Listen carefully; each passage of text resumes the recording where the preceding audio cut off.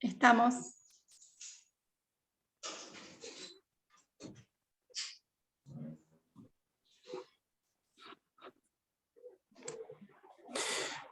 Bien, buenas tardes, bienvenidas, bienvenidos a una actividad más realizada por la Comisión de Discapacidad de la Facultad de Periodismo de la Universidad Nacional de La Plata, en esta Semana de la Inclusión organizada por la Comisión de Discapacidad y Derechos Humanos de la Universidad Nacional de La Plata.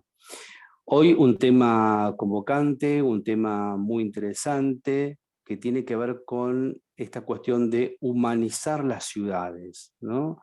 Vivimos en grandes ciudades, en pequeñas ciudades, donde parecería que esto del humanizarlas parecería como algo difícil de realizar, ¿no? Vivimos en ciudades donde realmente son muy hostiles, tanto en la existencias de barreras arquitectónicas, sociales, culturales, pero hay también toda una línea de trabajo que intenta de que las ciudades sean lo más amigables posibles. Y hay toda una línea de trabajo que hoy les vamos a estar presentando y vamos a compartir. Pero como siempre, estoy muy bien acompañado, en este caso con la profesora Milagros Bazanos. Muy buenas tardes, Milagros, ¿cómo estás? Buenas tardes. Bueno, hoy vamos a tener este conversatorio tan interesante como estabas planteando, Tibu, humanizar la ciudad desde la neuroarquitectura y la seguridad. ¿Qué cuestiones se van a tener en cuenta? El espacio público nos garantiza la igualdad para todos. En el espacio público todos somos iguales, nos reconocemos, podemos sentirnos protegidos o desprotegidos. El espacio público es lo que nos permite sentirnos parte de una ciudad. Que sea accesible es responsabilidad de todos para crecer como sociedad. Este es el planteo que nos presentan las arquitectas hoy acá invitadas, arquitecta y urbanista Paola Bogetti, especialista en higiene y seguridad, y la arquitecta y urbanista Vanina Salinas, especializada en neuroarquitectura. Bueno, las dejamos que nos cuenten y nos expliquen sobre este tema tan interesante, por favor. Y muchas gracias. Bueno, buenas tardes a todos y a todas. Realmente antes que nada queremos agradecer este espacio y sobre todo destacar la importancia de generar este tipo de encuentros, ¿no es cierto?, que están orientados a generar mayor conciencia. Como comentaban en la apertura, cuando hicieron la apertura de la 8ª edición de la Semana de la Discapacidad y los Derechos Humanos, que ya hay 17 facultades que tienen un área dedicada a este tema. O sea, yo creo que es un orgullo enorme que hay tantas personas involucradas y que seguramente va a ayudar a cambiar este paradigma y a generar un mayor crecimiento como sociedad.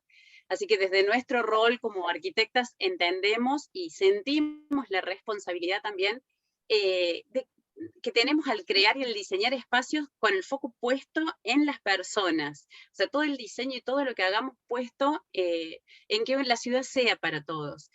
Y si pensamos en la ciudad y entender que una ciudad, como decíamos recién, es para todos los habitantes, no debería haber personas que no la puedan disfrutar de la misma manera que el resto. Entonces, una ciudad somos todos, y bajo este principio debemos también diseñar nuestros proyectos, sin importar si es una ciudad, un país, un sector, un espacio. Entender esto de que la accesibilidad no es un favor, sino que es un derecho, y que tenemos que tratarlo como tal, ¿no es cierto? La Convención de la ONU para las personas con discapacidad nos provee, hay un marco normativo que nos permite empezar a trabajar, pero que sobre todo ha realizado como un cambio de mentalidad, o nos hace cambiar la mentalidad, porque hasta ahora tener siempre una deficiencia física, sensorial o mental era equivalente a tener una discapacidad, pero la Convención cambia esa visión y dice que lo que crea una discapacidad no solo es la deficiencia, sino las barreras que rodean a las personas con deficiencias. Entonces sitúa la discapacidad fuera de las personas y la ubica en las barreras que impiden llevar una vida igual que otras personas.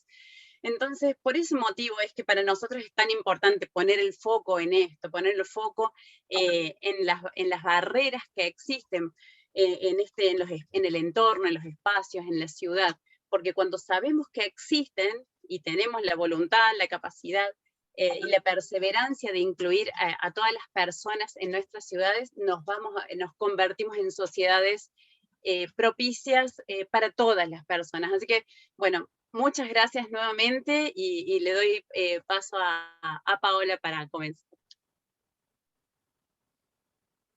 Buenas tardes, ¿cómo les va?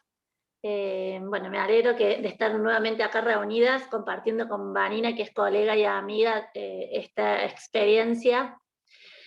A ver, ¿cómo entro yo en esto? Yo soy arquitecta y me he recibido también, he hecho un posgrado sobre seguridad e higiene.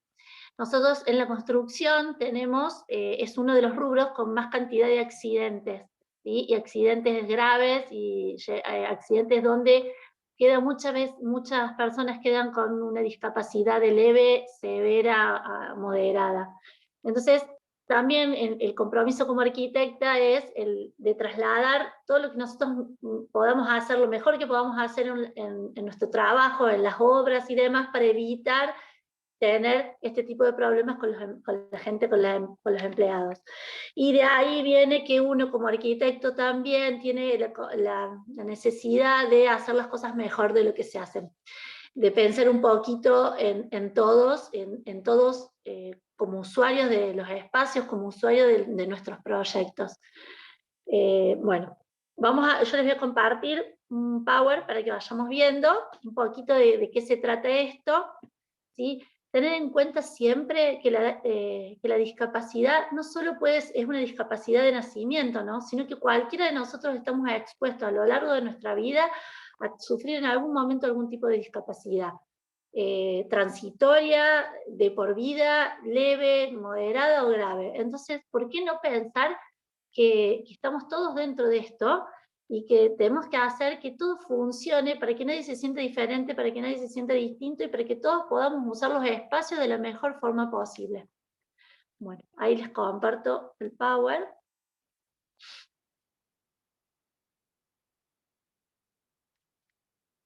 ¿Se ve? Sí, ahí se ve. Bueno.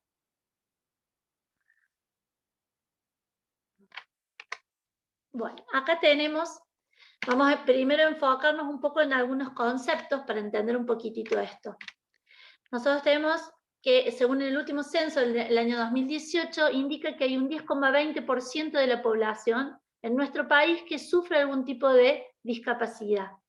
Dentro de ese 10% nosotros tenemos separado que un 42% es discapacidad motora, un 23% discapacidad visual, un 18% de discapacidad auditiva y un casi 13% de discapacidad intelectual. Esto refiere a que en el casi 30% de los hogares de nuestro país hay algún integrante con algún tipo de discapacidad. Otra cifra importante, es lo que hablábamos recién, es que 4 de cada 10 personas sufren en algún momento algún tipo de incapacidad transitoria, llamémosle a una quebradura y que no podamos caminar sin no tener una silla de ruedas, llámese algún problema ocular y que tengamos que tener los ojos tapados. Bueno, hay 4 cada 10 personas es un número, ¿no? Importante como para que nosotros como profesionales estemos atentos a que tenemos que buscarle la vuelta a todo esto. Accesibilidad es otro concepto que queremos que la gente le haga carne, ¿sí? Que entendamos todo, que la accesibilidad hace referencia a que un lugar, un servicio, un producto, tiene que estar al alcance de todos, ¿sí? Que todos podemos hacer uso de ese lugar, de ese espacio, y no hacer en lo posible uso diferenciado, sino tratar de que todos usemos de la misma forma los lugares. Para esto hay lo que nosotros denominamos en la arquitectura el diseño universal, que concibe que espacios o productos puedan ser utilizados por las personas sin necesidad de adaptarlos, ¿sí? Sin necesidad de decir, che, bueno, a ver, por esta escalera no sube, hay que poner una rampa. No, concibamos desde el vamos la posibilidad y estemos de acuerdo con esto del diseño universal, de que todos tengamos la misma posibilidad de uso frente a un espacio público, frente a un edificio, frente a lo que tengamos. Este diseño universal tiene 6 postulados, ¿sí? Los que guían y nos dan una idea de cómo nosotros tenemos que encarar nuestro trabajo.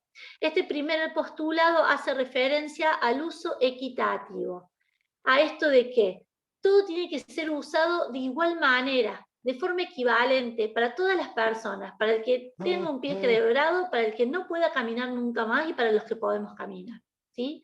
Entonces, acá hay un claro ejemplo que dice, ¿por qué no el transporte público hacerlo a través, al acceso al transporte público a través de una rampa y que ese sea el único acceso del transporte? Que no haya un acceso diferencial, que no haya un colectivo cada 3 horas que pasa con una rampa y después tengamos cada 15 minutos colectivos con escalones, sino que todo el transporte se piense en función a esto, hacer de su uso algo equitativo para todas las personas. El segundo postulado es el del uso flexible de los objetos y de los espacios. A ver, que nosotros pensemos y concibamos un lugar con una flexibilidad tal que pueda ser usado por todo el mundo, ¿sí? Se me ocurre pensar en, por ejemplo, ir a hacerme atender a un consultorio médico y llegar y que no haya una barra a 1,60 m de alto, donde yo, que tengo 1,50 m, por ejemplo, yo que tengo 1,68 m parada, puedo entablar una conversación con la secretaria, pero alguien que viene en silla de ruedas no, porque va a hablar con el mostrador, no con la secretaria. Entonces, ¿por qué no nosotros como diseñadores pensar que podemos hacer dentro de un mismo mostrador un sector alto, un sector bajo, que no se note que son lugares diferenciados, pero sí que se note que se le pueden dar usos distintos y que todos pueden llegar al mismo acceso? El tercer postulado hace referencia al uso simple e intuitivo. ¿Esto qué significa? Eliminar todo aquello que es complejo, que es complicado, que es difícil de entender, que es difícil de maniobrar, ¿sí? Por ejemplo, nosotros, la llave de luz, nosotros sabemos que con una se prende y con la otra se apaga, no tiene más ciencia. Lo podemos hacer con la mano, lo podemos hacer con el dedo, lo podemos hacer con el codo o lo podemos hacer con un pie. Entonces, entender esto, que no es necesario complejizar las cosas, sino que cuanto más simples y más claras sean, mejor accesibilidad vamos a tener todos. Guarda, que no hablo solo de las personas con discapacidad, ¿no? Hablo de las personas con discapacidad, hablo de los niños, hablo de la gente mayor, hablo de todos, porque si las cosas son claras, todos tenemos acceso.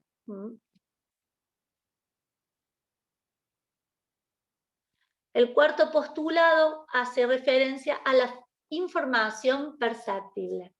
Este es un punto sumamente importante. ¿Por qué? Porque es como nosotros nos vamos a manejar en los espacios públicos, por ejemplo, con la señalética. O sea, nosotros sabemos hacia dónde ir y sabemos dónde estamos gracias a que hay un cartel que lo indica. Entonces, ese cartel tiene que ser un cartel claro, tiene que ser un cartel legible, tiene que tener simbología para que un niño lo pueda entender, para que un niño o una persona con discapacidad intelectual lo pueda comprender. Seguramente debería tener braille para que cualquier persona con incapacidad visual pudiera también entender y tener acceso a ello. Tenemos un quinto postulado que habla de la tolerancia al error. Es decir, poner estas cuestiones de aviso antes de que cometamos un error. Lo más característico es el mouse. Nosotros estamos trabajando en una computadora, si damos una función que a lo mejor nos va a borrar el archivo que estamos trabajando, la computadora lo primero que hace es saltar y decir, ¿querés realmente borrar este archivo? Entonces ahí tenemos un aviso. Ah, no, hice mal, metí mal el dedo, vuelvo para atrás. Y el sexto postulado habla de un mínimo de esfuerzo físico. Tratar de que todo lo que nosotros hagamos se haga con una posición natural de nuestro cuerpo, que evitemos las acciones repetitivas, que evitemos los sobreesfuerzos. Por ejemplo, un picaporte está a una altura en que cualquier niño, anciano, persona con silla de ruedas, cualquier persona puede hacer uso de un picaporte, porque está puesto a una altura tal que todos llegamos, ¿sí? Aparte, es un sistema como un picaporte también. Ahora con el tema del COVID, ¿cuántas veces hemos abierto el picaporte con el codo? No las pómelas, por ejemplo, los pomitos estos de las puertas, los redondos, no, eso no es inclusivo, porque es todo un sistema que no es fácil, o sea, lo abre el que realmente puede, pero no es inclusivo. En cambio, el picaporte común, con un diseño, con lo que sea, nosotros lo podemos operar de cualquier forma. Y por último tenemos, el último postulado es el adecuado tamaño de aproximación y uso. Es decir, evitar todo lo que es los espacios mínimos, ¿sí? Los espacios chicos, mal diseñados. Yo no tengo problemas de motricidad. Y el otro día iba caminando por la calle y me tragué con la cabeza un toldo. Me lastimé entera. Pero claro, ese toldo está puesto a una altura de 1,40 m en una vereda de 1,10 m de ancho. Es imposible. Imagínense que si yo me lo llevé puesto, una persona con discapacidad visual,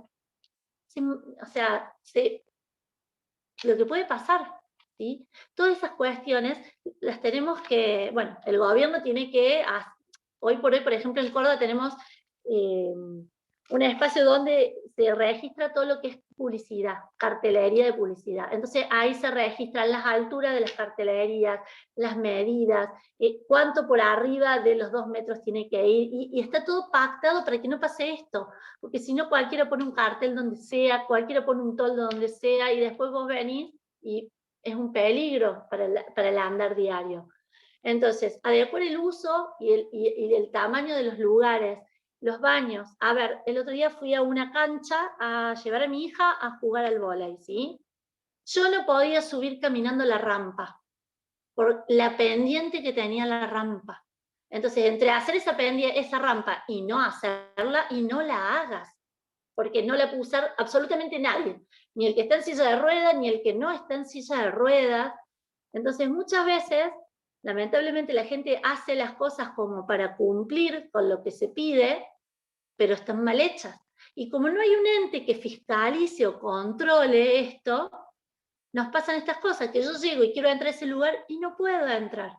Y yo debería poder entrar, debería poder circular y debería poder hacer lo mismo que hace alguna persona que no tenga este tipo de incapacidad.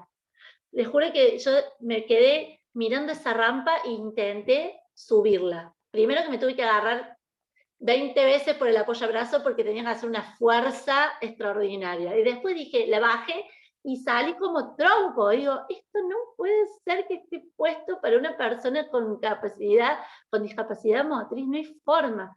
Entonces, nosotros como diseñadores tenemos que estar atentos a estas cosas, ¿sí? Y asimismo debería haber un ente que regule y que controle sobre todo, porque hoy por hoy el ente se piden las cosas, pero por ahí no se controlan. Entonces siempre existe la viveza que tenemos, bueno, le ponemos en el planito rampa, total no la van a ver y queda y se aprueba. Está bien, pero esa rampa no la puede usar nadie. Bueno, acá tenemos lo que denominamos la cadena de accesibilidad, que es un poco lo que yo les decía recién, que para que esta cadena se logre, yo debo poder ingresar al lugar, yo debo poder circular en ese lugar, yo debo poder usar esos lugares, ¿sí? O sea, que el espacio, que el equipamiento, que esté todo pensado en que lo debemos poder usar todos. Y si encima no hay diferenciación, muchísimo mejor. Hay cuestiones, como son los sanitarios, que por ahí sí se diferencian. ¿Por qué? Porque dependiendo de la cantidad de personas que va a haber en ese lugar, es que se calcula una dotación mínima sanitaria. Entonces siempre se calculan, por ejemplo, 10 sanitarios para hombres, 10 para mujeres y hay un sanitario para discapacidad. Porque obviamente que el sanitario de discapacidad tiene una dimensión muchísimo mayor que los otros años para que todos usemos lo mismo, porque ahí entra en juego el bolsillo del que está construyendo. Pero bueno, la idea un poco es pensar, ven, acá está lo del tema del mostrador que yo les decía, es pensar que con alguna cuestión de diseño o con algo tan simple podemos hacer sentir bien a todo el mundo. Y también, aparte de ingresar, circular y usar, importante la comunicación y la información, ¿sí? Que tengamos todos la posibilidad de acceder a la misma información, a la misma comunicación, utilizando los lenguajes correspondientes, ya sea el braille, el de señas y demás. Pero que no nos sintamos perdidos, porque es como cuando vamos a otro país, a mí me pasa, llego a otro país y empiezo a ver carteles que no entiendo ni lo que dicen, y no sabes para dónde ir, para dónde no ir, a dónde están las cosas. Entonces, qué importante es que todos podamos estar informados y comunicados de la forma correcta. Y para eso sirve mucho lo que son los gráficos también, ¿no? El dibujo simple, sin tanta vuelta. Hoy por hoy se está hablando mucho de lo que son las ciudades inclusivas. Es como que hay un poquito más de lo que pasaba hace años, ahora hay como muchísimo más, una mirada más integradora. Nuestros hijos van a las escuelas y en sus aulas hay niños con discapacidad, que antes eso no había. Hoy por hoy comparten mucho tiempo los chicos entre ellos. Entonces como que a las generaciones más chicas les estamos abriendo un poquito la cabeza y decirles, che, miren, tenemos realidades todos diferentes, pero no por eso tenemos que dejar de utilizar estos espacios, no por eso tenemos que, puedo yo ir a un lugar y vos no. Tratar de entender que todo es para todos.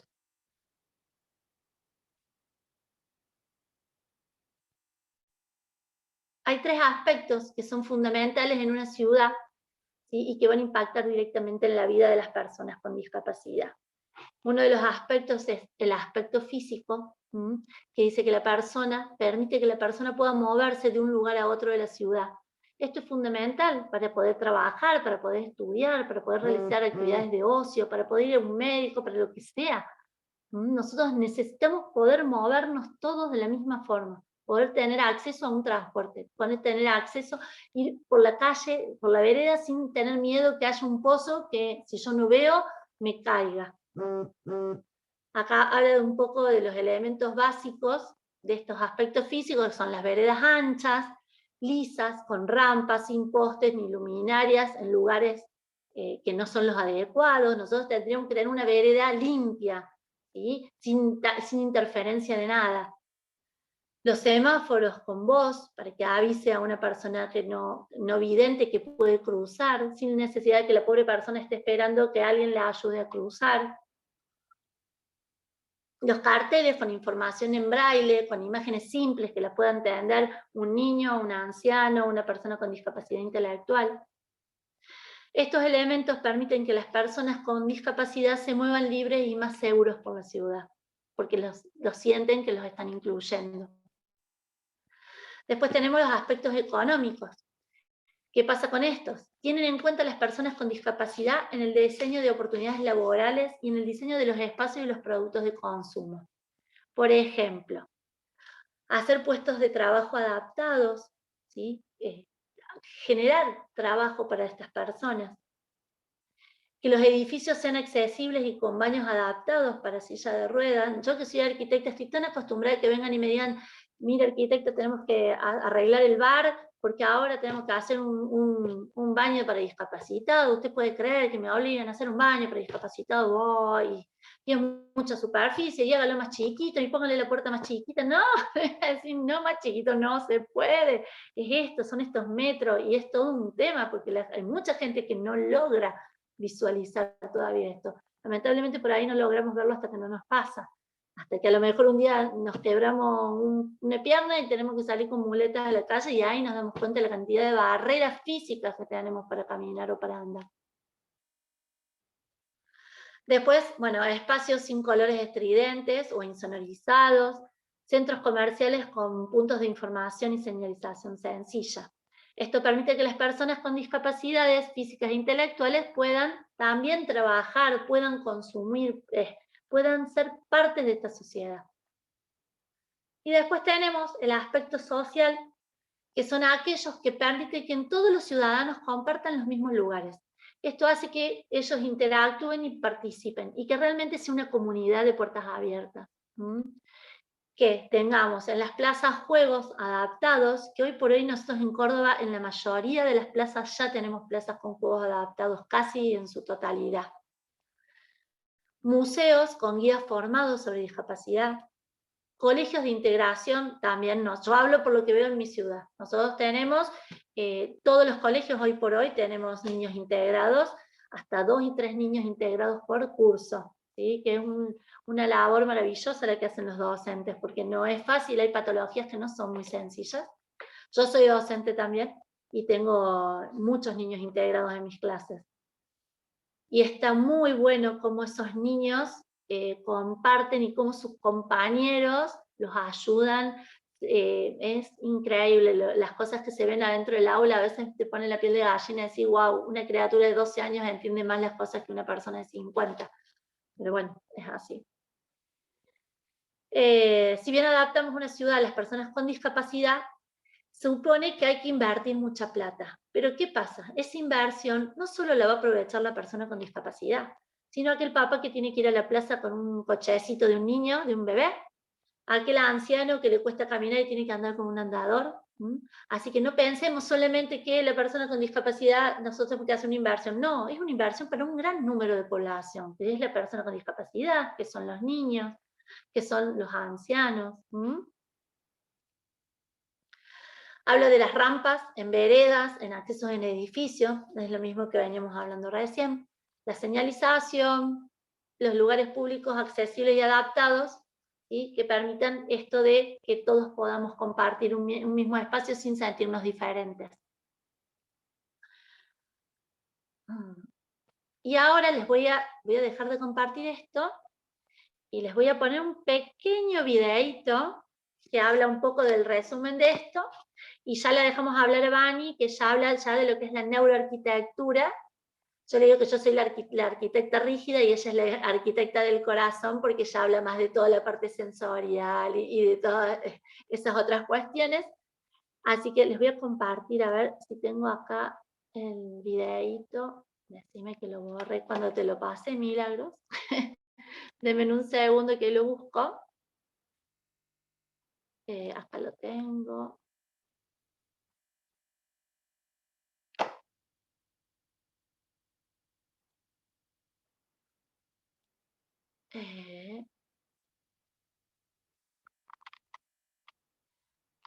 Acá. Lo que pasa es que si lo comparto me va... le voy a cancelar el silencio.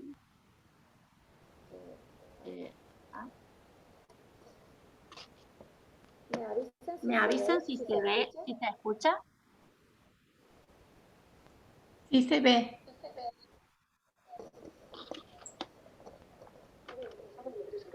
No se escucha. No se escucha. Espérenme un segundo.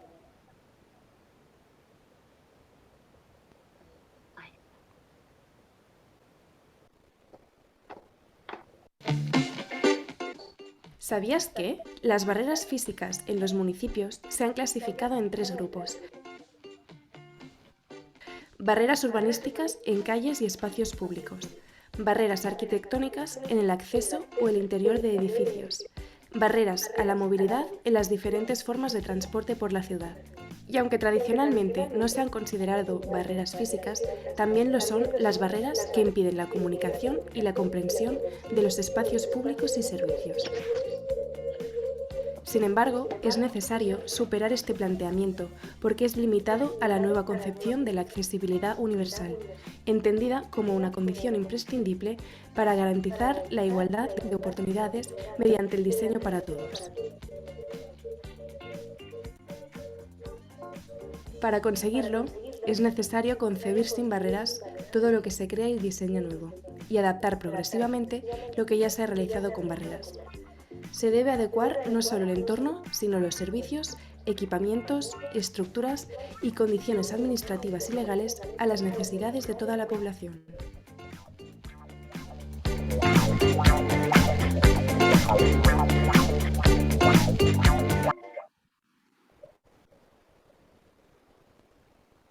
Bueno, con eso le damos lugar a Vani para que ella perdón, pero tengo que activar la computadora, desactivar el celular.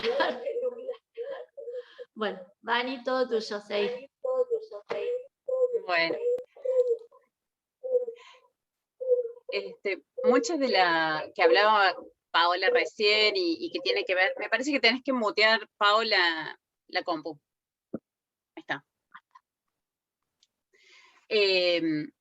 Que hablaba mucho de las barreras y de todo esto, y nos trae a colación esto de empezar a preguntarnos, ¿no? A ver qué está primero, si el huevo o la gallina.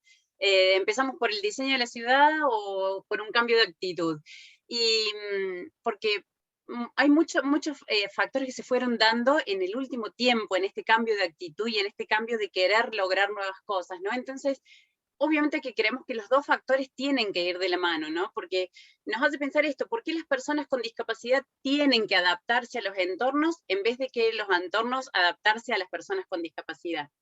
Entonces, como mencionaba anteriormente, bajo un nuevo paradigma de derechos humanos, la discapacidad se entiende como un fenómeno que se produce por interacción entre una deficiencia y las barreras que hay en el entorno. Entonces, las barreras que hay en el entorno no las podemos dejar afuera. Esto significa que la discapacidad no solamente está dentro de los individuos, sino que cada persona tiene una serie de características, y estas características no son razón para que no puedan acceder a sus derechos.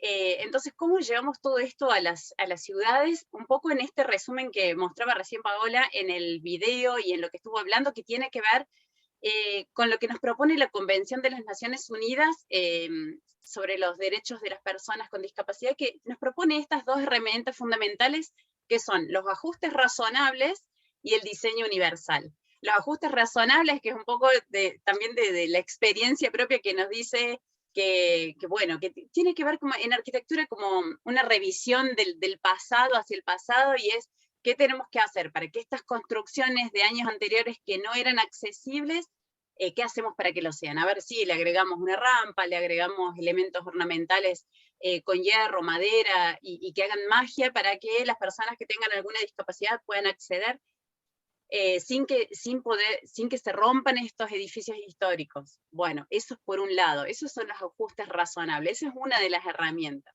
Pero lo más interesante de todo esto, y que tiene que ver con el cambio de mentalidad, es el diseño universal, con estos 6 puntos que nombraba Pau, que es más bien una mirada hacia el futuro, en donde apuntamos a esto, a que todas las construcciones nuevas deben contemplarse desde este principio, desde este diseño, con parámetros internacionales de accesibilidad, en donde nadie se sienta segregado, en donde todo esté, que no sean especiales, sino que sean universales, cambiar ese paradigma. Entonces, sí, aplicando todos estos ajustes razonables y diseño universal poco a poco, creemos que vamos a ir transformando esto en nuestras ciudades, en la infraestructura, para que todas las ciudades sean para todos. Y si yo voy a hablar de neuroarquitectura, que no es una terminología muy común o que estemos acostumbrados a escuchar, quiere decir en que las neurociencias se aplican a la arquitectura, en donde utilizamos estudios científicos, donde podemos entender el comportamiento humano y en donde podemos entender que el entorno nos influye y cómo nos influye y cuáles son las variables que nos influyen, qué le pasa a nuestro cerebro cuando estamos en un entorno. Voy a enchufar mientras tanto la compu. Entonces, pásame, Pau, por favor, la placa. Es muy importante, todo esto va demostrando que los cambios en el entorno cambian al cerebro y por lo tanto modifican nuestro comportamiento. Es como, esto lo dice un neurocientífico del Instituto Salk, que en el año 2003 se crea el Instituto de Neurociencias para la Arquitectura, en donde se empiezan a hacer estudios específicos de cómo el entorno empieza a influir en el cerebro de las personas. Y en este postulado que dice Luisina Perazzi, a veces ¿no les parece que muchas ciudades actuales parecieran diseñadas para otra especie? Que los seres humanos son sociales, cálidos, personales, íntimos, y no encajamos con el estereotipo de modernidad. A veces parece que las ciudades fuesen para otros, la modernidad nos fue llevando a esto. Paso a la próxima. Y entonces es como repensarnos en esto de si podemos usar nuestras ciudades, el entorno de nuestras ciudades, para impulsar la felicidad, para sentirnos mejores, para incluir a todos. Y la respuesta es un rotundo sí, porque en todo esto que influye en nuestros cerebros, las ciudades influyen en la forma en que nos sentimos, influyen en la forma en que nos movemos, influyen en la forma en que tratamos a otras personas de una manera en que la mayoría de nosotros nunca imaginamos. Y dentro de una ciudad vamos a rescatar, y quiero rescatar, el papel del espacio público en una ciudad. Pasa al próximo.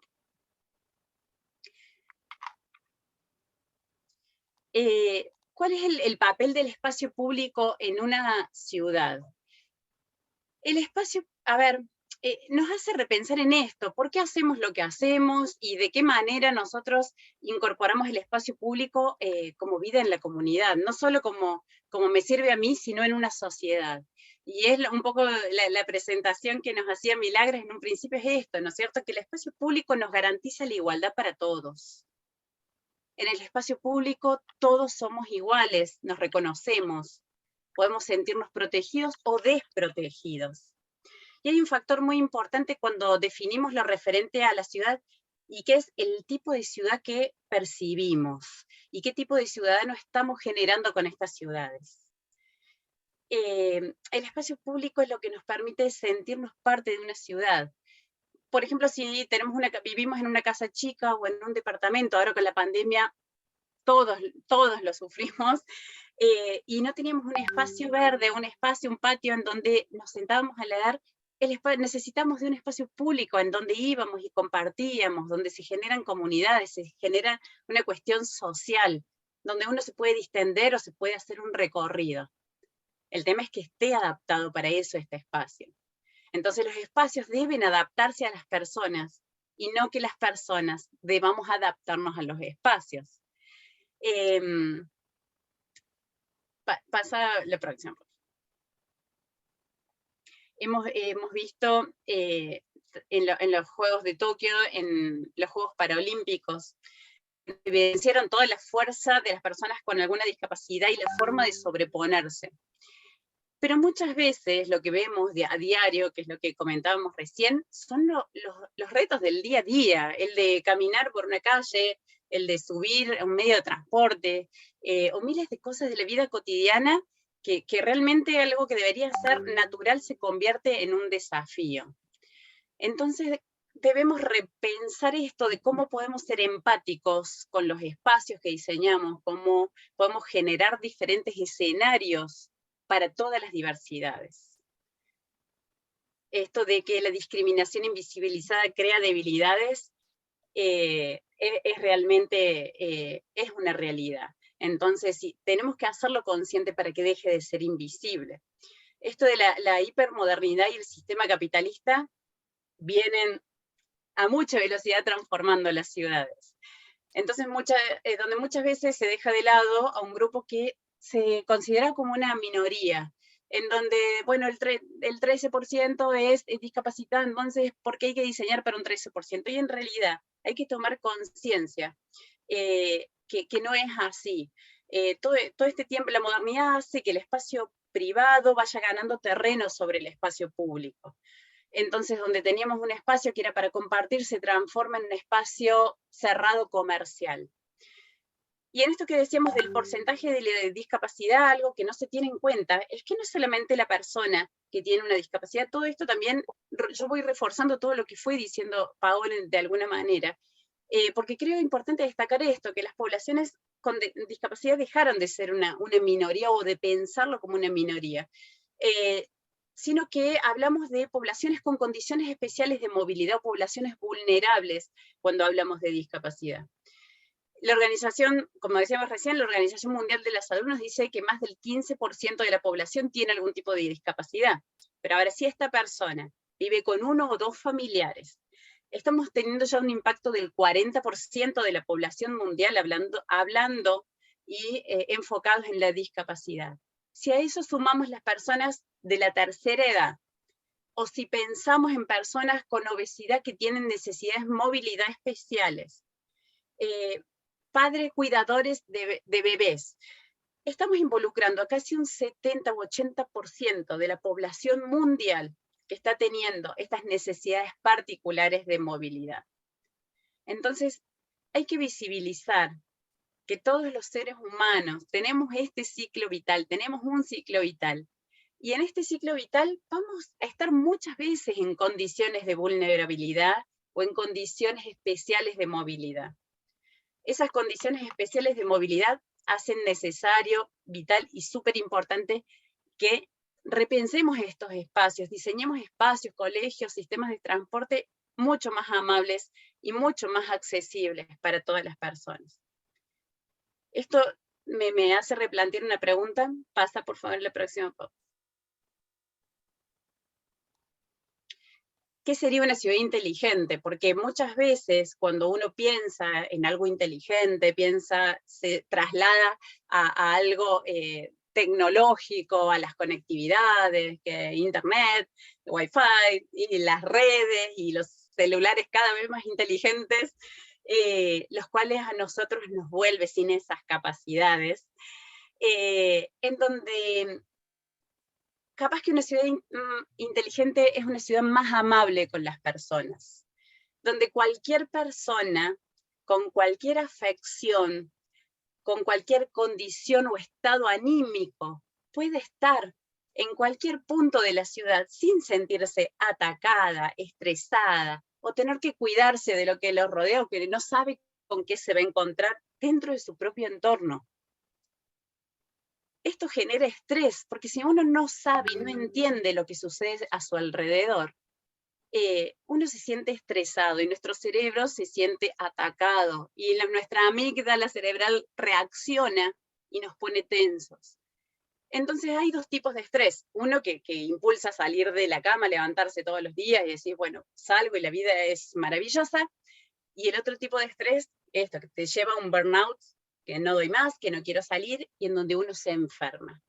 Entonces, si nosotros somos conscientes de lo que genera nuestro entorno, de lo que nos genera la ciudad, y lo que genera el espacio donde estamos todos los días, que convivimos, que esto, vuelvo a repetir que la pandemia aceleró muchísimos procesos de entender lo que nos rodeaba, hay que entenderlo para considerar el cuerpo, el cerebro y a la persona en sí, para no enfermarnos. Y a todo esto, pasa a la próxima,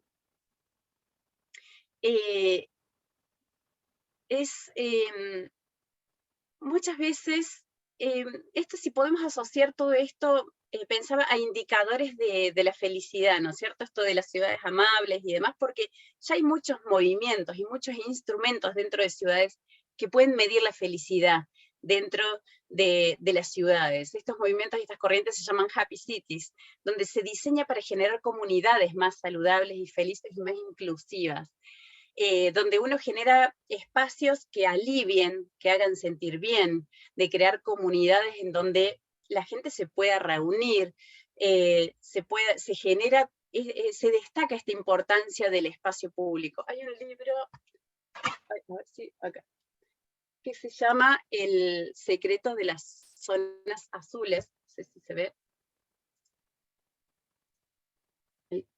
No sé si se alcanza a ver. Bueno, Vanina, repetí el nombre, por favor. Es El secreto de las zonas azules, de Dan Buettner. Las zonas azules son las zonas donde viven las personas más longevas del mundo. Y este investigador empieza a hacer estudios científicos junto con un grupo de personas de por qué vivían las personas más longevas del mundo en esos lugares. Muchas veces se asociaba a la genética de que sí, bueno, en estos lugares, y si comen sano, viven así, y ya si el abuelo vivió 105 años, el hijo también. Pero bueno, en los estudios que él hace, asocia a que solamente un 20% es genético y el 80% está en función de la calidad de vida y de cómo las personas eligen vivir. Y que no tiene nada que ver el comer sano con hacer dieta, sino tener hábitos saludables, hábitos de comunicación, hábitos de encuentro, hábitos de sociabilización, hábitos de trabajos colaborativos. Entonces todo eso lleva a repensarnos en la forma en que nosotros estamos viviendo, ¿no es cierto? Porque, como decíamos, lo que garantiza el espacio público es que ahí te sentís parte de algo. Y si nosotros generamos espacios en donde nos sintamos parte de algo, es donde nos va a definir como sociedad, va a definir si una sociedad es saludable o no. Como dice Dan Wetman en este libro, él lleva después estos estudios a ciudades de Estados Unidos totalmente contaminadas, con los problemas que tienen, y logra transformarlo. Entonces no es solamente lo que sucede ahí, sino que tenemos la posibilidad también de transformarnos como sociedad con buenos hábitos, y volviendo nuestras ciudades accesibles para todas las personas, para tener una comunidad saludable. Entonces, todos estos espacios no solamente públicos son saludables, no porque uno sale, hace ejercicio, o vemos personas que caminan y todo, sino porque es mucho más importante las relaciones interpersonales que se generan ahí, y la forma en que se comportan los vecinos y la relación entre viviendas. Y bueno, entonces esto de que nos preguntamos... perdón, 2 segundos que se me voy a quedar sin batería.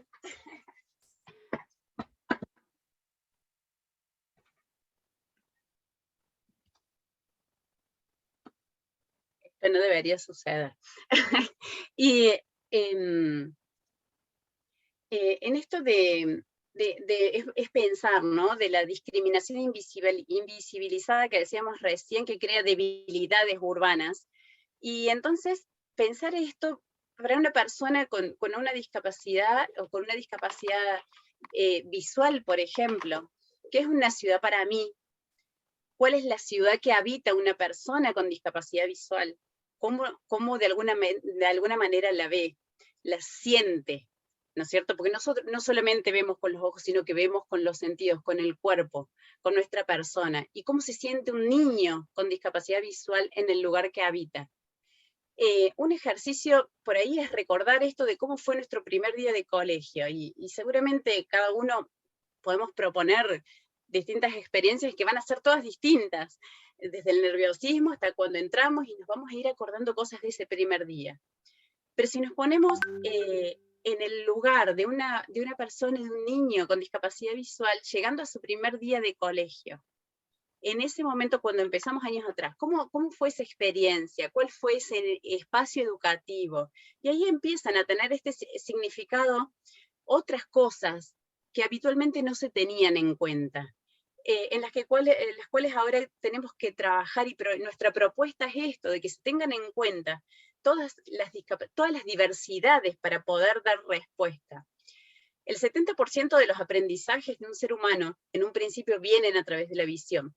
Entonces, la mayoría de los niños que comienzan a explorar a través de sus ojos, cuando un niño o una persona con discapacidad visual llega a este espacio explorando con sus otros sentidos, de sus otras realidades, cómo lo vive, sin generarle ese estrés a ese cerebro, cómo el espacio se hace entender, ¿no es cierto? Yo creo que es eso, a qué huele, la sensación que uno tiene en la piel, qué tan seguro es ese espacio, si es fácil de recorrer, si es impredecible, si hay rutas que me indican por dónde me tengo que mover, si las personas que están cerca mío son solidarias para apoyarme, si puedo confiar o no, si son indiferentes. Acá nombré un montón de barreras trasladadas solamente al primer día de clase de un niño con una discapacidad visual. Y si nombramos un montón de otras discapacidades o diversidades, nos vamos a encontrar con un montón de barreras más, ¿no es cierto? Entonces, todos los seres neurodiversos y toda la diversidad funcional, y no solamente de discapacidad visual, enfrentan la ciudad y los espacios inicialmente desde el temor, porque ¿qué es lo que yo me voy a encontrar? ¿Será que lo puedo recorrer? ¿Será que es accesible? ¿Habrá escaleras? Si me invitan a un lugar, ¿habrá escaleras? ¿Hasta dónde voy a llegar? ¿Habrá barreras arquitectónicas para acceder a ese espacio? Entonces, bueno, lo primero que creo que tenemos que trabajar es esto de entender, ¿no es cierto? Entender todas estas necesidades neurológicas de una persona con discapacidad y entender que es muy difícil realizar un diseño si no nos ponemos en los zapatos de otras personas, si no somos empáticos, si no conocemos cómo viven las otras personas. Realmente hacer ese trabajo. Entonces, la clave por ahí es diseñar más sintiendo y no pensando. Hacerlo desde la empatía, no solamente con el escalímetro en mano, como decimos, o con la cinta métrica, sino en qué queremos que sienta la otra persona, que se sienta segura y todo lo que tenemos que hacer para que otra persona se sienta segura. Perdón, Pau, pasa, yo me colgué hablando y pasa. Pau.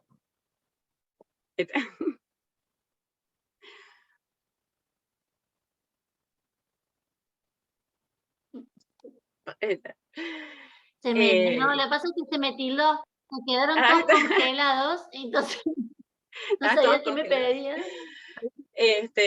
Bueno, pásalo, yo digo, me distraje hablando y bueno, todo esto es lo que nos llevaba a pensar con qué nos íbamos a encontrar, ¿no? Entonces esto de ponernos en los zapatos de otros. Eso que dijiste recién vos, Vani, yo a mí me quedó grabada una frase que leí el otro día que decía que nosotros como arquitectos debemos observar, empatizar y comprender la diversidad de las personas para poder generar nosotros los lugares adecuados, ¿no? Es nuestra responsabilidad. Sí, muchas ¿Ahí veces... vamos o sigo? No, está bien.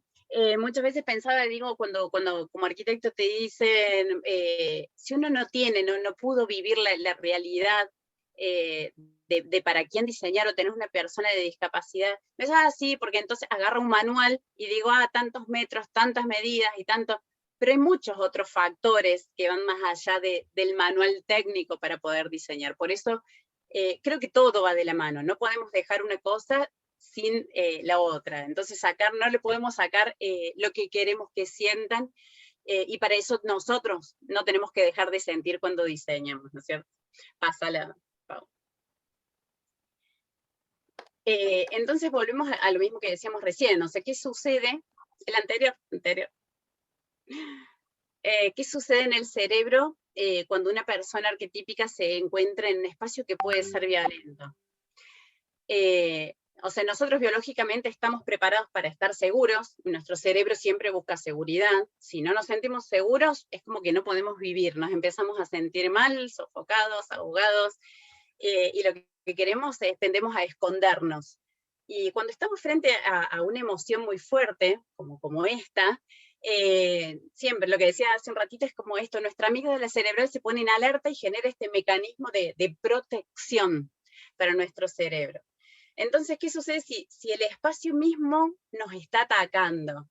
¿Qué pasa si tu ciudad, tu espacio, si tenés alguna condición en donde no podés ver, no te podés desplazar, cualquiera que fuera la condición, las personas de la tercera edad pierden habilidades también, o podemos tener un accidente, una torcedura de pie, una situación que no va a ser tampoco permanente, pero en ese momento uno se empieza a dar cuenta de que los pisos están listos, de que eran resbaladizos, de que la muleta se me va, de que me va a dar miedo pisar porque se mueve el piso, por ejemplo, porque a lo mejor si yo veo salto la tapa que está suelta, pero si yo no la veo la voy a pisar y me va a dar inestabilidad.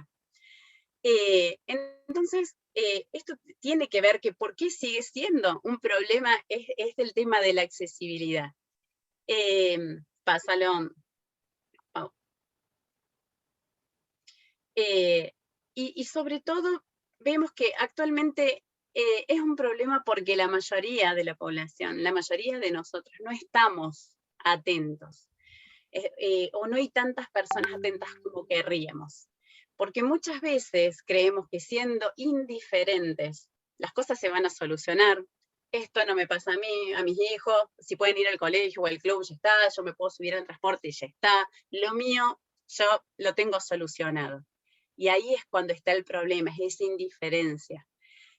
Porque cuando yo creo que porque yo puedo caminar, todos pueden caminar, cuando yo creo que porque puedo escuchar, todos pueden escuchar, o si yo puedo ver, todos pueden ver, y no me doy cuenta de que hay otras realidades, otras dinámicas, y que en esas dinámicas todos tenemos una cuota importantísima de responsabilidad, ahí es cuando no estamos entendiendo nada. Pasa, Pau. Entonces, creo que lo importante es destacar esto, ¿no es cierto? Que es normal ser diferente, pero lo anormal es ser indiferente. Y que para lograr una ciudad más accesible, más humanizada, el secreto tiene que estar en generar esto, una arquitectura más empática. Empezar por ponernos en el zapato de otra persona. Empezar por crear estos espacios de encuentro donde muchas personas, hablando un poquito de lo que saben, pueden contagiar a otro y sembrar semillas para que más personas se contagien y puedan generar. Así que gracias enormes por el espacio, por estar y por darnos este espacio para poder compartir.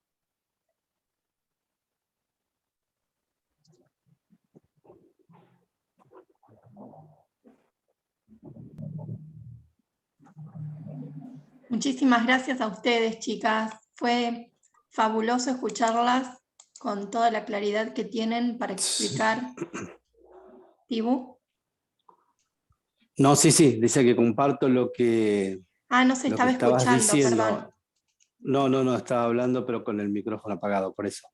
Decía que compartía lo que estás diciendo, agradecemos obviamente su participación, y al escucharlas pensaba en tres cosas, ¿no? Primero, qué ilógico es esto de humanizar las ciudades, ¿no? Cuando en las ciudades vivimos seres humanos. Entonces decía que qué raro que suena eso, pero qué necesario. Y después cuando escuchaba esto de la empatía, en esta actualidad, en esta modernidad, en este neoliberalismo, donde el individualismo obviamente está en primer orden, cómo se fue comiendo la empatía, porque los seres humanos hemos nacido como seres empáticos, ¿no? Pero bueno, se fue perdiendo. Entonces, lo importante es lo que me pasa a mí, no lo que le pasa a los demás. Si yo tengo un auto y voy a mi casa, paso, no sé, 10, 15 minutos para buscar algo, dejo el auto sobre la vereda, total, a mí me queda cómodo. Entro a mi casa, vuelvo a subir el auto, ¿no? Y no pienso que por ahí con esa acción estoy perjudicando a otras personas. Y así podríamos poner un montón de ejemplos, ¿no? Y también creo que esto de la empatía, que es fundamental en la docencia, ¿no? No solamente en las carreras donde se forman a profesionales, ¿no? Esto de arquitectos que puedan comprender el diseño universal, de que no hay un ser humano único, sino que somos miles y con distintas particularidades, ¿no? En esto de, no sé, en las carreras de comunicaciones, que la comunicación es una, que la comunicación debe ser accesible e inclusiva, y así podría nombrar cada una de las carreras, ¿no? Pero también en los otros ámbitos de la educación, de la primaria y la secundaria, donde los niños y niñas puedan entender esto, ¿no? Que es fundamental ponerse en el lugar del otro. Si uno no tiene ese ejercicio, es como que la transformación y la eliminación de las barreras son como algo bastante difícil, ¿no? Es así, es tal cual, y por ahí yo lo veo con mis hijos, que es un poco lo que contaba Paola recién, y la evolución de cuando nosotros éramos chicos también, ¿no? Creo que se pasó a hablar, desde que mis chicos eran chicos, ya tienen casi 20, desde que mis chicos eran chicos hablaban de bullying, Y ahora es una palabra que ya no, los chicos ya se ponen en el lugar de otros. Ahora se habla de, ya hay muchas cosas que quedaron desterradas gracias a un montón de cosas, y que ahora se habla más desde el respeto, desde la inclusión. Ellos ya ni piensan si alguien es diferente, o sea, aceptan directamente. Si tiene otro tipo, o otra diversidad, si le gusta hasta vestirse distinto, o sea, ya no hay estos estereotipos que teníamos antes, ¿no es cierto? Era como mucho más estructurado, y creo que todos estos espacios, estos conversatorios, y como hablábamos antes de comenzar también, que hay muchos lugares de Latinoamérica que están en la misma que Argentina, en lo mismo que todas las provincias que constituyen Argentina, hablando de estos temas, ¿no es cierto? Entonces, si nos unimos entre todos, yo creo que es mucha la fuerza, mucho la energía que se está moviendo para realmente generar un cambio. Sí, y yo también estaba pensando en todas las cuestiones que se fueron mencionando al principio también, y cada una de las situaciones me llevaba a otra concreta que yo viví o que sé que ocurrió, y entonces digo, tantas barreras que existen en todos los lugares, tantas barreras arquitectónicas, ¿no? Pensar una ciudad para todos desde el origen es difícil porque las ciudades ya están. Pero, ¿qué falta para que el Estado, en realidad, decida esos cambios? ¿Qué falta? Porque desde lo legal también está, tenemos la convención, también fue aprobada en Argentina en el 2008, entonces, que avala el derecho para todo, ¿no? Entonces, la igualdad de las personas en todos los sentidos. Y ahora, ¿qué falta desde el Estado o para que lo arquitectónico funcione? Yo en esto tengo como... Sí, Pau, perdón. Inversión, claramente. No, falta, a ver, falta inversión, falta que la plata se destine realmente para las cosas que son necesarias, falta concientización. Yo soy profesora en escuela secundaria y trabajo con chicos que necesitan profesores integrados. Yo vivo dos realidades distintas. En el colegio privado se vive de una forma y en el colegio público se vive de otra. Los chicos integrados en el colegio público están solitos, y se hace muy difícil acompañarlos para tener más o menos un ritmo parejo. A lo mejor en el colegio privado van mucho más acompañados. Lamentablemente es como todo, ¿no? Es cuestión de concientización y es cuestión de esto que hablaba la Vani el otro día, que decía, bueno, es poner un granito de arena cada uno y empezar a sumar. Hoy nosotros, la verdad que Córdoba casi todas sus plazas tienen juegos para niños, para integrales. Entonces, bueno, es un avance, ¿no?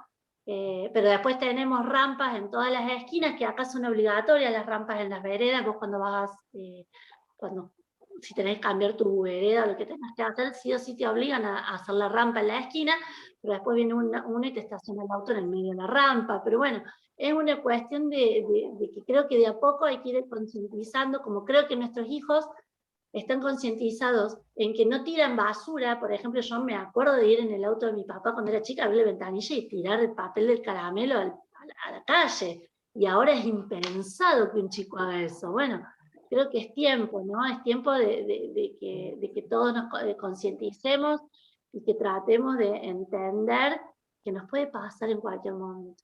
Yo creo que ahí está la clave. En cualquier momento podemos nosotros tener algún problema y vamos a tener las mismas ganas de movernos y de estar como cuando no lo teníamos, ¿no? Entonces, me parece que pasa por ahí. Igual yo creo, sí, Paola, que en ese sentido estaría bueno que no haya que esperar la necesidad, sino que se planifique de antemano, ¿no? De pensar en el otro desde antes, de no tener que estar involucrado para hacer el cambio, sino hacerlo con anterioridad, anticipándose. Sí, totalmente, y creo que también es importante, porque yo lo llevo esto a todos los ámbitos de la vida, ¿no? Eso de por ahí esperar. quedarnos esperando a que el Estado haga esto, a que lleguen los fondos, a que lleguen las inversiones, a que lleguen las cosas, cuando a veces en pequeñas comunidades, como puede ser una cuadra, como pueden ser 4 vecinos, 2 de enfrente, como pueden ser vecinos de departamentos, pueden generar acciones pequeñas que hagan grandes cambios, o que hagan un pequeño cambio, pero que contagie a otro, que les lleve a hacer otro cambio más.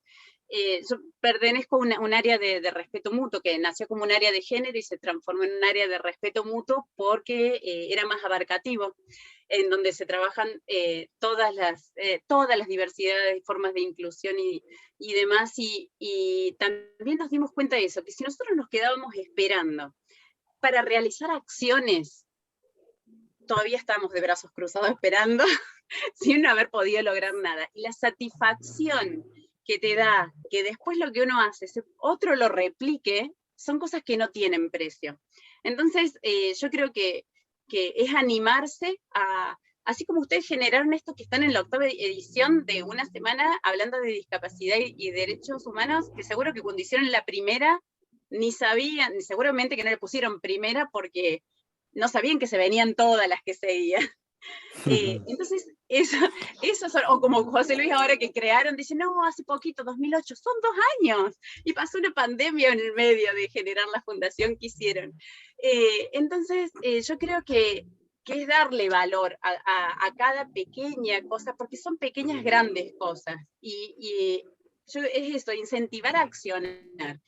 A lo que hacen ustedes, a lo que hace José Luis como con los comunicadores, de llevarlo más allá, de pasar el charco, porque contaba que había gente de España, a lo que contaba Paola, de llevarlo a los colegios, y bueno, yo creo que es eso.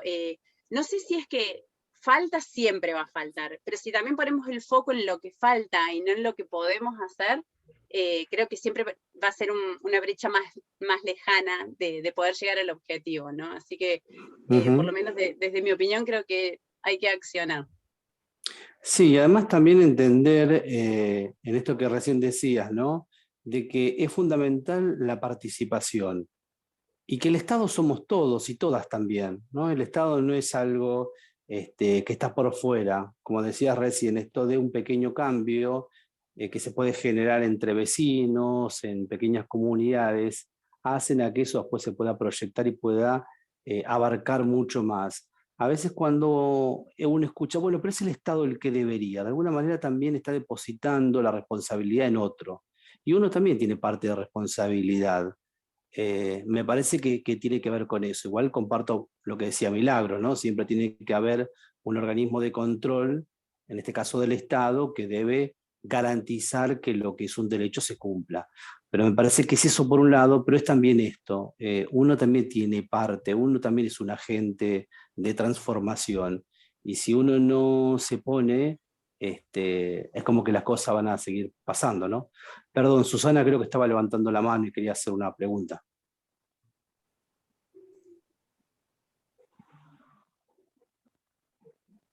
Si me permiten, quiero Sí, por hacer favor.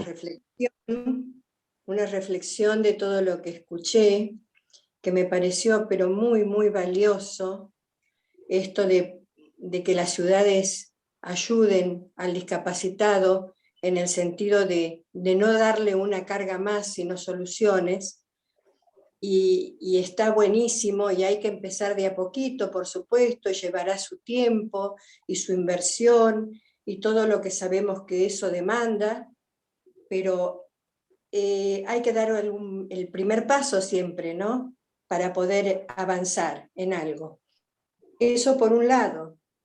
Y por otro lado, hay como un vacío en esto de lo que observo yo.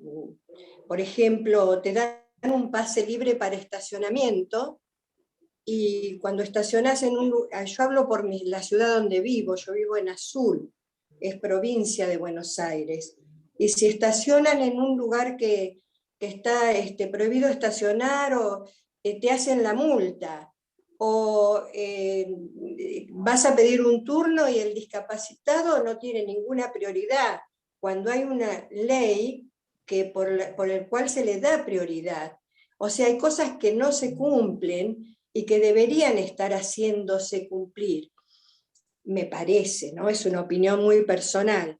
Eso por un lado. Y por otro lado, en cuanto a la educación, me pareció importantísimo lo que dijeron, en los niños, sobre todo porque los adolescentes, como decía Paola, es como que ya están en esa concientización de no estar discriminando, es como que ya lo entendieron, y qué valioso haber logrado eso, ¿no? Y después Vanina habló sobre el respeto mutuo, lo cual valoro muchísimo, porque todo parte de ahí. Y me parece que los empleados públicos, los empleados administrativos, en las oficinas, en los negocios, ahí es donde hay que sembrar como esa luz roja de decir, acá el discapacitado debe ser atendido para solucionarle sus cuestiones. No, nada más, pero no para complicarle sus cuestiones. Bueno, me encantó también lo que hablaron sobre responsabilidad y me pareció muy importante cuando dicen el espacio nos ataca, a los discapacitados los ataca. Muy, muy fuerte para pensarlo. Así que yo les agradezco muchísimo, me encantó esto que escuché, me parece muy, muy valioso, gracias. Gracias a vos, Susana. Por nada. Gracias.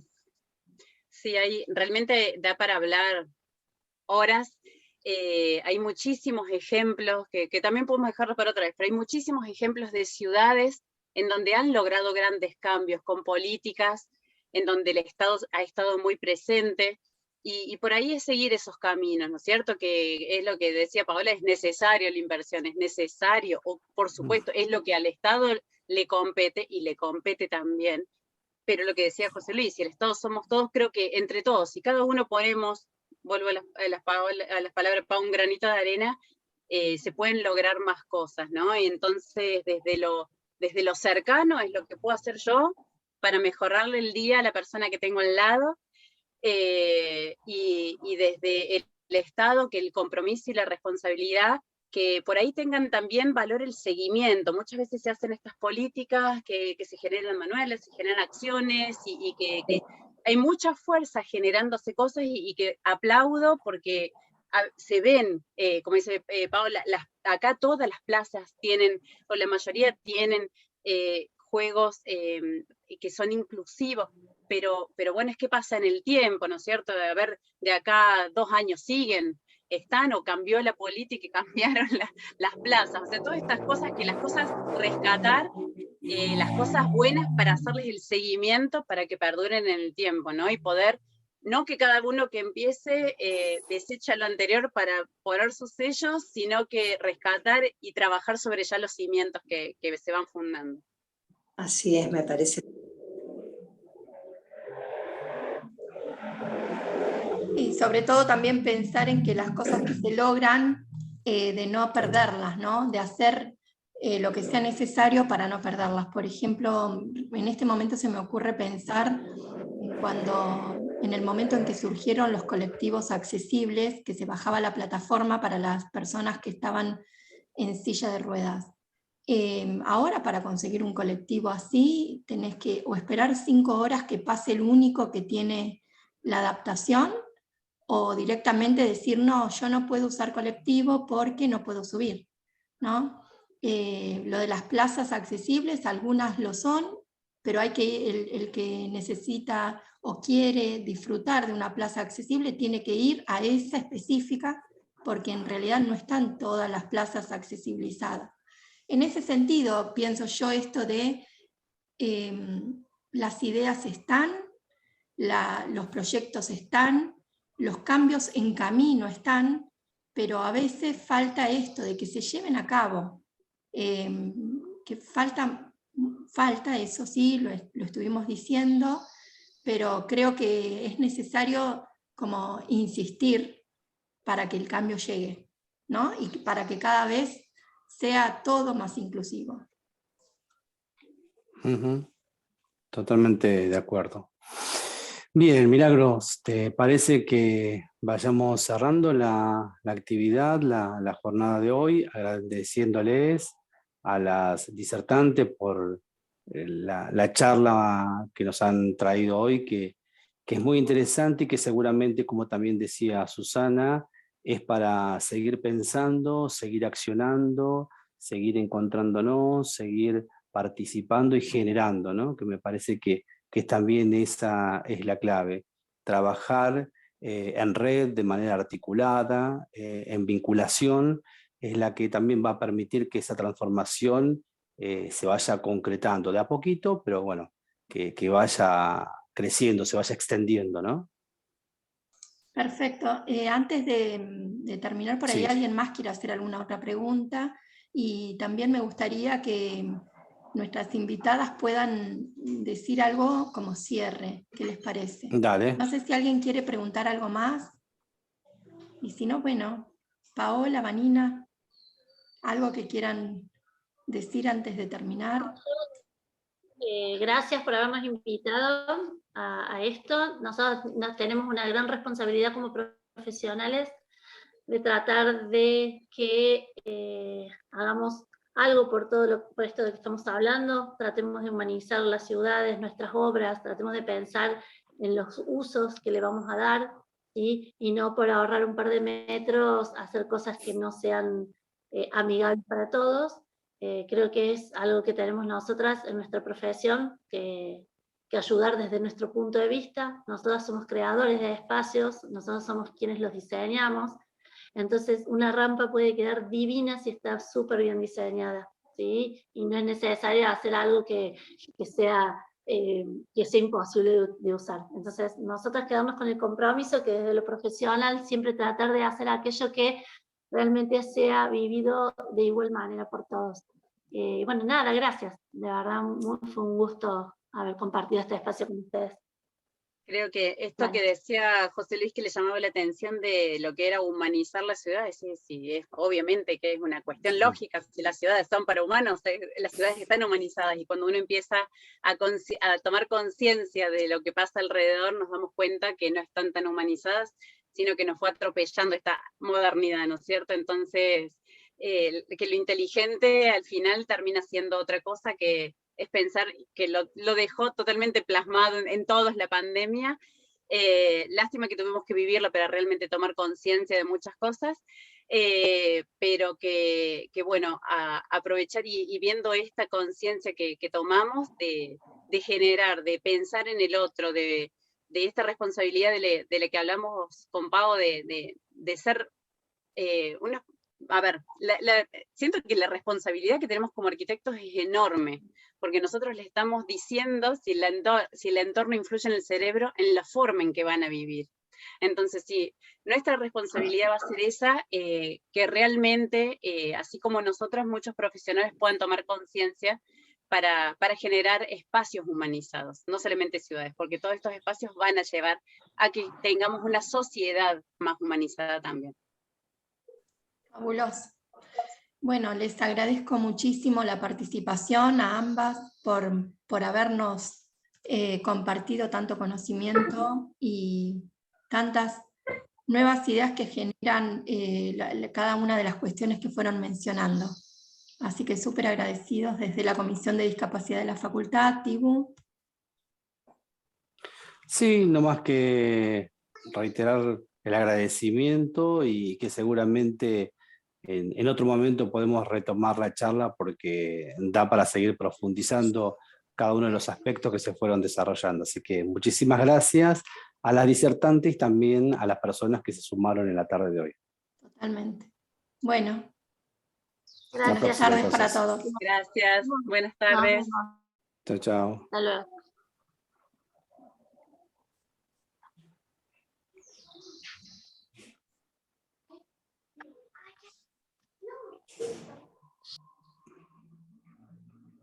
¿Detenés vos la grabación?